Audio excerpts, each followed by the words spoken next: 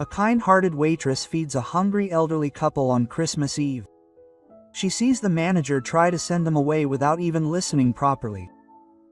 Two strangers shivering in thin coats on the very night when everyone talks about family and hope. Julia calls them back, serves them food with her own hands, and pays the bill with the 50 reais she had saved for her father's medicine. The next day, a gift basket mysteriously appears. 2 days later, the couple returns, quite different, asking for her by name. Before we continue, please subscribe to the channel. This greatly helps our work and allows us to bring you more powerful stories that leave a mark. Now, let's begin. Julia Azevedo was 20 years old, but her body and gaze seemed older. Not because she wanted to, but because life demanded it. She cleaned a table, wiped it, adjusted a napkin, and only stretched her fingers for a second, as if switching off a pain before it becomes a bigger problem. Pain, she knew, wasn't just discomfort. Pain meant absences from work. Absences meant overdue bills. The restaurant where Julia worked was on a busy avenue, one of those places with a window display decorated in December, twinkling lights, and a slightly crooked plastic Santa Claus near the cash register. The decorations tried to convey warmth, but the back of the dining room remained cold, especially on damp nights. The heater was old and only worked intermittently. The tables near the window received more attention. In the back sat those who went largely unnoticed. Julia knew that back area well. It was there that she felt invisible when she needed to be, and it was there that she saw others who were also invisible. She worked nights at the restaurant, and in the mornings she cleaned offices downtown. In the afternoons, when she could fit it in, she picked up deliveries through an app or helped a neighbor with ironing. Many people said, "You're a warrior," as if it were a compliment. Julia smiled politely, but inside she only thought, being a warrior is exhausting. Her father was Antonio Azevedo, known on the street as Seu Antonio do Concerto, Mr. Antonio the repairman. He had always been the kind of man who could fix anything. He repaired fans, adjusted outlets, made makeshift repairs that turned into solutions, replaced cell phone parts, fixed gate motors, the kind of things that save people's day. And they almost never received recognition, until his lungs started to fail. It wasn't sudden, it wasn't like a rushing hospital scene, it was gradual. First, he would stop mid-sentence, then he started sitting down more. Then he began walking with his hand on the wall, as if it were a habit, and the explanation was always the same: "It's just tiredness, daughter." But Julia could hear the sound of his breathing, a discreet but constant wheezing. The kind of shadow of worry. At the health center, they gave him paper after paper. They said there was a medication that was essential. It wasn't just any medication, it was a specific brand, the correct dose, on the correct day. If they delayed, he would get worse, and when he got worse, it took a long time for him to recover. They said it with a nonchalance that angered Julia. Not at the doctor, but at life. Life said these things as if they were normal. So Julia created a way to save money without succumbing to the temptation of using it first. It wasn't a bank, it was a glass jar with a lid hidden under her bed, wrapped in an old sock. Everything stayed inside. Crumpled bills, coins, tips, any amount that could be saved. At night, the clinking of coins seemed too loud, as if the silence wanted to betray hope. There were months of refusal. Refusal of snacks on the street, refusal of soda, refusal to buy a blouse, refusal to go anywhere that would cost money. Sometimes she closed her eyes and imagined the jar filling up. It was the only way to stay focused. Even so, Julia continued helping people. When the restaurant closed and the kitchen separated the leftovers, she didn't let it go to waste. She took the containers, fitted the lids, and arranged them in double bags. Then she would walk to a square near a bus stop, where some boys and a lady always hung around. It wasn't a direct request, it was waiting, a glance that shifted before asking. Julia handed over the bag without a speech, without moralizing, without a, "Here you go." She did it as if she didn't want anyone to feel humiliated or indebted. She was afraid of turning kindness into a scene. A boy had once asked, "Miss, why do you always do this?" Julia answered in the simplest way, "Because today I can." And like a mother without being one, she even pointed out, "Tie your shoelace before you eat." He rolled his eyes, but tied it and ate. On Christmas Eve, finally, the jar reached 50 rares. Julia counted carefully twice, smoothed the bills on the bed, as if that could hold on to fate. I'll get the medicine tomorrow morning, she promised herself.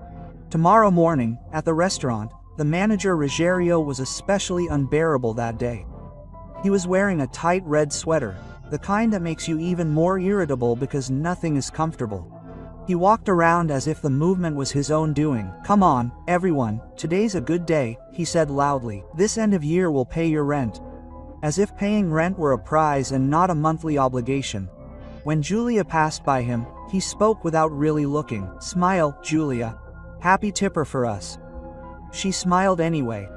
Not for him, she smiled for the couple at table 6, sharing a slice of cake with affection. She smiled for the girl in the kitchen singing softly, out of tune, without shame. She smiled because if she didn't smile, the night would weigh heavily. Around 9, the door opened. The cold wind entered and ran across the floor. That kind of cold that makes you want to cradle your neck. People looked. Julia looked too. An elderly couple stopped at the entrance. They weren't dirty, they weren't neglected, but they were frail. The man's shoulders were hunched, as if he had become accustomed to expecting a bad response. The woman held his arm firmly and gently stroked the fabric of his coat, a repetitive, automatic gesture she'd repeated for years. The clothes were clean, but too thin for that night. They didn't seem homeless, they seemed in the middle of nowhere. And Julia knew that the middle of nowhere is where people become invisible. Rogério saw it immediately, in his own way. First shoes, then hands, then face, as if it were a calculation. He didn't lower his voice. It's full here, not today. Christmas Eve, do you understand? Quote, 3 empty tables near the window. The woman tried to speak, then stopped. The man simply nodded and began to turn away without arguing, without insisting. Someone at the counter murmured a little something, another short laugh, and fell silent when no one joined in. Julia felt that tightness in her chest, the same tightness she felt when her father coughed and said, "It's okay." The same tightness of someone who knows that life doesn't give everyone a choice. She took a firm step forward. "Let me take care of it." Rogério turned quickly. "Julia, no, we're not a shelter." She didn't argue, didn't look at him. She looked at the woman and spoke gently, as if it were the most normal thing in the world. "Come with me, there's a table back here where it's warmer." Quote, the woman's eyes widened as if it were an expensive gift. They went slowly. The man sat down carefully. His knee cracked and he made a quick grimace, quickly disguising it. They didn't even open a menu. Julia brought soup first, then bread, then a simple dish, one of those that doesn't impress, but comforts. The couple ate hurriedly at first, as if afraid someone would kick them out at any moment. Then, when they realized no one was watching, the haste turned to calm. "Thank you," the woman said softly. "We'll pay what we can." Julia nodded. "No rush, eat calmly." She registered the order in the system, under her number. When she printed the bill, she stared at the amount for too long. Her mind went straight to the jar, to the smooth notes on the bed, to the promise. 50 rallies, medicine in the morning. Rogério passed by and spoke softly, without fanfare, but with a threat. "Don't do that, I won't cover for you." Julia swallowed hard. But even so, she went to the cupboard. The little door seemed to scream. She pulled out the sock, opened it, counted once. Her hand trembled, then steadied. At the checkout, she placed the notes on the counter. The drawer closed with a heavy sound. Finally, she took the receipt to the couple's table. "It's settled," she said as if she were saying, "It's going to rain." The man stared at Julia differently, as if seeing her for the first time. The woman's eyes filled with tears, but she didn't cry. "You didn't need to," she tried. Julia shrugged. "It's Christmas." They left holding the bag as if it were more than just food. Julia watched them disappear into the night and felt an emptiness open inside, followed by a quiet fear. Her cell phone vibrated with a reminder from the clinic. "Pick up medication tomorrow." She turned the screen face down, took a breath, and went back to work. The restaurant returned to its normal noise. Dishes, orders, coffee. Rogério passed by her without saying anything. That hurt more than a scolding. It was as if he wanted to punish her without having to speak. Julia finished her automatic shift, repeated the order, cleaned the table, delivered the coffee, smiled when she needed to. Inside, it felt like her mind was elsewhere. When she closed, she walked home. The cold penetrated her coat and woke her body. She accepted that cold as company, because it demanded nothing. At home, the kitchen light was on. Seu Antonio was sitting, mug in hand, shoulders slumped, and that careful smile meant not to worry. "Did you eat?" he asked. "I ate," she answered too quickly. She slowly put down her bag, heard his breathing, heavier, just a little, enough to startle her. That night, Julia didn't sleep well. She spent the hours counting, listening to every cough from the next room as if it were a warning. She promised herself she would find a way. She always did, but now it seemed more difficult. Tomorrow came early. Before brushing her teeth, Julia called the clinic. It went to voicemail.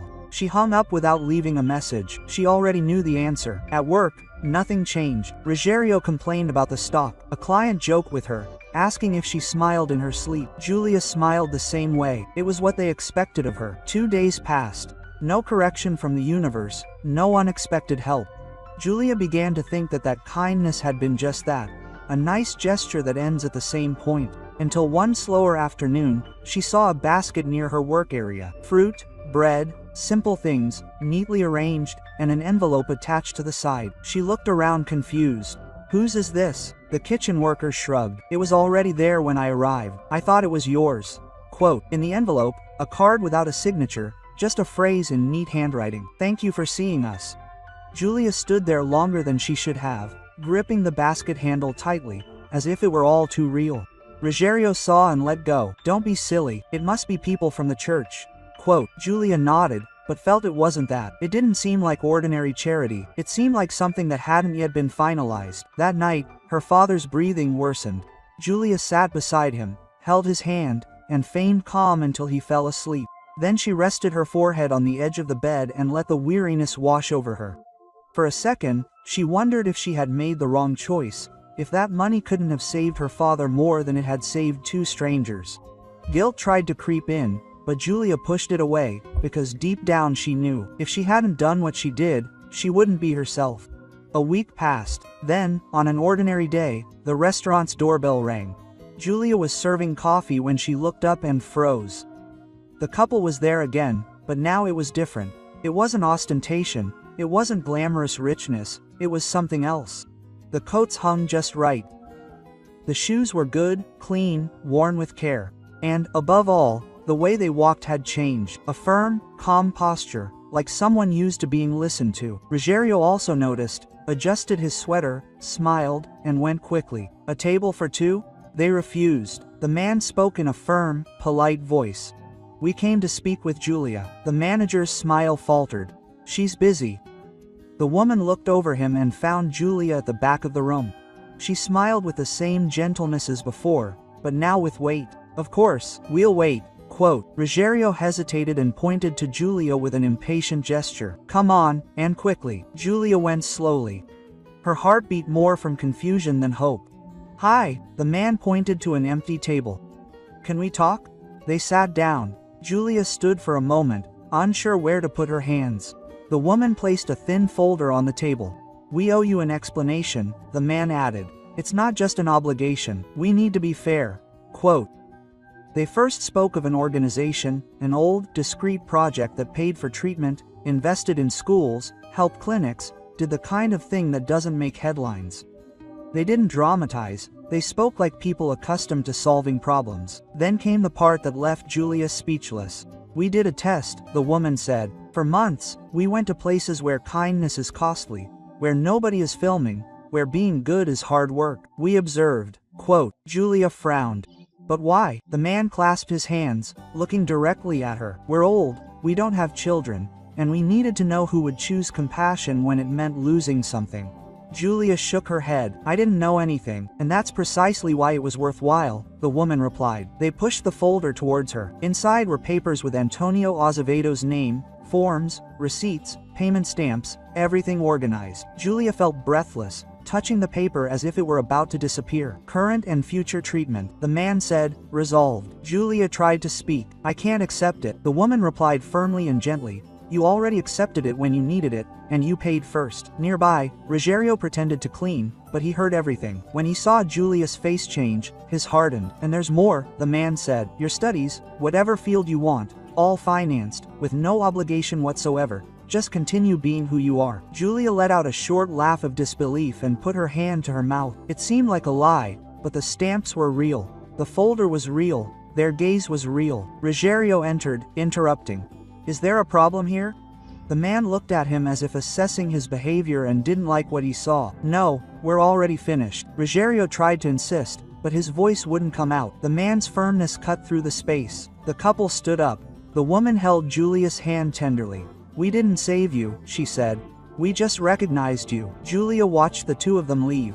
The doorbell rang softly, and the restaurant seemed too small to contain that moment. Her life didn't become a fairy tale overnight. Julia continued working, continued taking the bus, continued counting the hours, but the weight on her chest lessened enough for her to breathe. Her father's medicine started arriving on time. His cough subsided. He began sleeping better. Some mornings he joked again, weakly but genuinely. Julia entered school discreetly, without posts, without announcements, without flaunting her victory. She studied like someone protecting a gift, night turning into dawn, cheap notebook, full, cold coffee. She didn't go out to the party and didn't miss it. Focus became routine. People whispered. The waitress studying, her father getting better, rumors trying to grow. Julia didn't explain anything. She didn't need to. The years passed steadily. At graduation, the hall was full, noisy, with cell phones raised too high. Julia stood backstage with sweaty palms, but a calm heart. When her name was called, she slowly entered and searched the audience until she found her Antonio standing with help, clapping too loudly and smiling as if he were holding the world. Julia spoke without reading. She spoke about a night that seemed short, about choosing people when it costs her, about how kindness is not weakness, it's discipline, a habit that is practiced even when tired, even when afraid, even without a guarantee of return.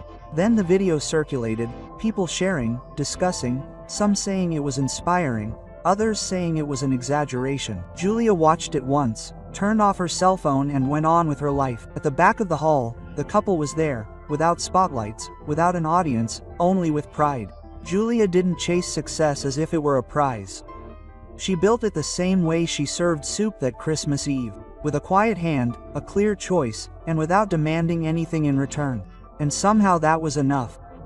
If this story reminded you that strength appears in small and difficult decisions, take that with you. Choose the people you see, even when it costs you. That's how life changes.